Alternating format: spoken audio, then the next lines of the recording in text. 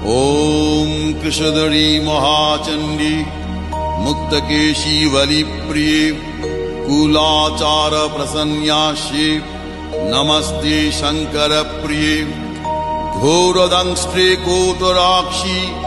कीटी शब्द प्रसादिनी घोर घोर रवास्फारे नमस्ते चित्तवासिनी बंधुका पुष्प शंकाशे त्रिपुरे भयनाशिनी भाग्योदय समुत्पन्ने नमस्ते वरवन्दिनी जय देवी जगद्धात्री त्रिपुराद्ये त्रिदेवते भक्तेभ्य वरदे देवी महिषग्नि नमोस्तुते घोर विघ्न विनाशाय कुलाचार समृद्धये नमामि वरदे देवी मुंडमाला विभूषणे रक्तधारा समाकीर्णे करकांची विभूषिते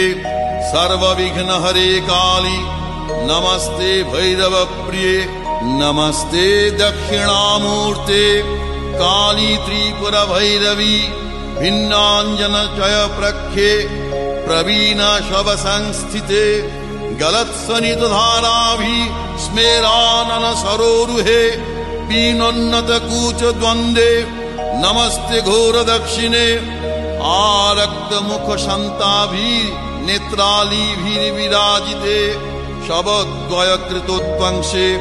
नमस्ते मदविह्वले पंचासन मुंड घटित माला लोहित लोहिते नानामणि विशोभाढ्ये नमस्ते ब्रह्म सविते शवास्थीकृत केयूर शंख कंकन मंडिते शववक्ष समारूढ़े नमस्ते विष्णु पूजिते शवमांसकृत ग्रासे षट्हासैर्मुहुर्मुहुः मुख शीघ्र स्मितामोदे नमस्ते शिव वंदिते खड्गमुंडधरे वामे सर्वे भयवरप्रदे दंतुरे च महारौद्रे नमस्ते चंडनायिके त्वं गतिः परमा देवी त्वं माता परमेश्वरी त्राहि मां करुणाशार्दे नमस्ते चंडनायिके नमस्ते कालिके देवी नमस्ते भक्तवत्सले मूर्खतां हर मे देवी प्रतिभा जयदायिनी गद्य पद्य मयिंगवाणी तर्क व्याकरणादिकम् अनधीतगतं विद्यां देहि दक्षिण कालिके जयं देहि सभामध्ये धनं देहि धनागमे देहि मे चिरजीवित्वं कालिके रक्ष दक्षिणे राज्यं देहि यशो देहि पुत्रां दारं धनं तथा देहान्ते देहि मे मुक्तिं जगन्माता प्रसीद मे ॐ मंगला भैरवी दुर्गा